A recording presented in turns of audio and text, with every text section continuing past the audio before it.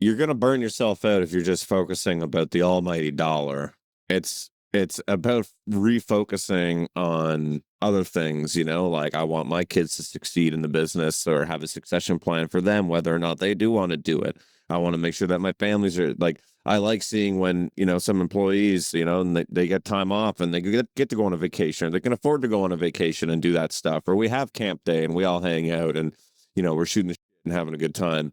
But what I find interesting, and one thing that I deal with a lot too, is 2 or 3 years ago during COVID as well too, I had my own spout, just with some serious kind of anxieties. How did you know to take that step away and take a holiday? Is it because you got to a point where you're like, whoa, I'm thinking about this, I need to step away? It's kind of crazy. My wife's family had invited us on a trip, and this trip was going to be down in the Caribbean. It was going to be very isolated. And I told my wife, they invited us in 2019 to go in 2020. And I said, yeah, because in 2019, I didn't have near as much responsibility.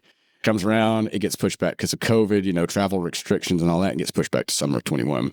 In the winter of 20 to 21, this trip comes back up, right? And start talking about it. And I told my wife, I was like, I can't go. Like, there's no way that I can pull out of work it was 10 days. And I said, there's no way that I could pull out of this. And this is one of those trips where, like, once in a lifetime, beautiful place, somebody else is paying for it. And it's like, get on the plane and go. Get on the plane and go. That was the agreement from the family member, was like, if you guys buy your plane ticket, I've got everything set up. You just come down here and hang out for 10 days. And I was like, so my wife said, she said, well, I'm going. If you don't go, that's on you. And she got on to me. She's like, no, we committed to going to this. You said you were going to go. We told my family that we were going on this trip. I'm going. If you don't go, and she did never directly said that, like, she may not come back, but it was very much alluded to, like, that's you choosing work over us. And I want this time with you. About that time, I had to ask my wife to remove all the guns from our house. Like, that's how serious this had gotten for me. And so I was having this breaking point that I knew I needed help. I started seeing a therapist, and I asked my wife, like, hey, I have this temptation and I need to remove this from my life. Can you take care of this thing for me? And, you can't sit there and go like, well, work is driving me to the point where, I'm thinking about killing myself. But I can't walk away from it for long enough to go spend time with you. Like, that is the most sick and twisted thing to say to her. And when she called me out on it, I realized, like, gosh, that's backwards. And so I did it as kind of get forced as an intervention, right? That's what it is a lot of times in business, right? I had a work addiction, right? I had a work addiction that also drove me to anxiety. That's wild, dude. That conversation with your wife must have been so. I'm just thinking about myself because, I grew up a certain way. My dad's kind of old school, like, don't talk about your feelings and stuff like that. And not until I started dealing with my stuff, that I even found it with the conversations I was having with my wife, it was difficult. So, that's pretty heavy, having to go to your wife and say, hey, like, you need to get rid of this stuff in the house because this is how I'm feeling.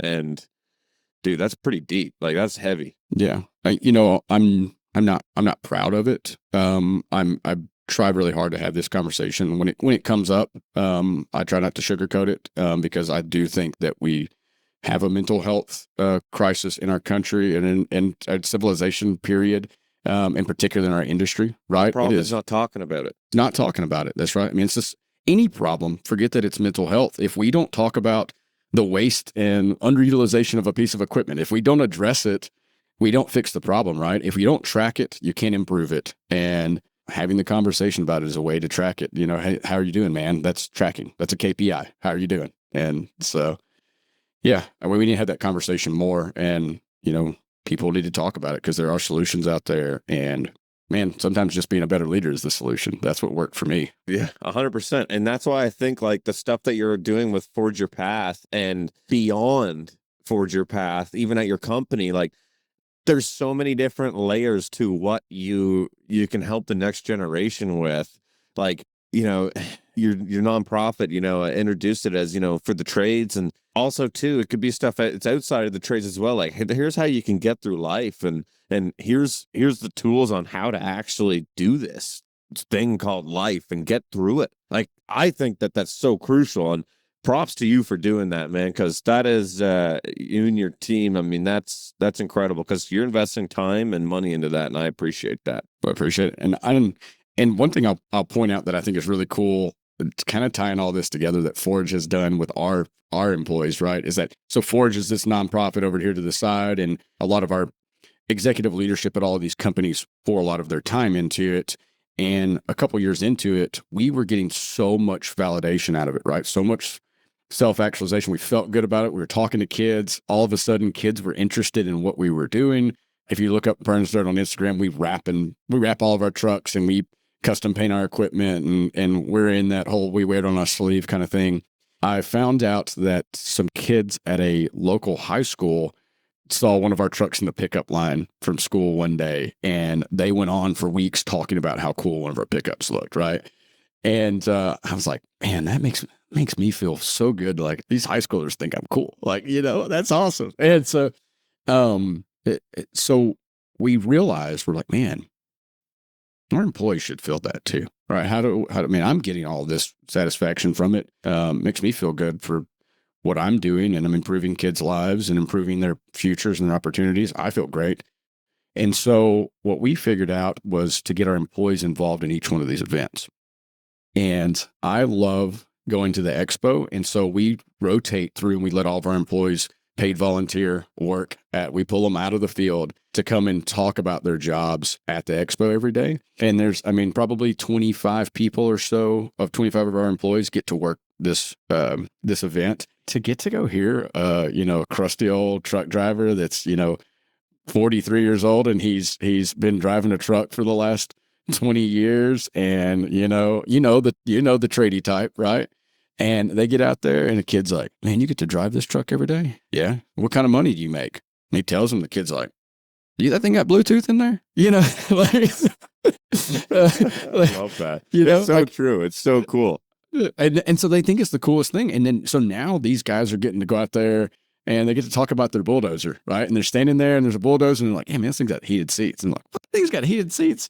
And you tell about machine control and all that kind of stuff. And kids, they think that construction is holding a stop slow sign on the side of the street. That's what they think, right? Or being a brick mason. And not to say that neither one of those are necessary. They are, but there's tons of it. And it blows these kids' minds when they get to see all the stuff that's involved in it. And we take it for granted in our industry. And so when somebody gets to step back and go, yeah, this thing's got a computer, man. And like, here is how this thing works. And you show it to them, and all of a sudden they're like, man, so you get to play a video game every day.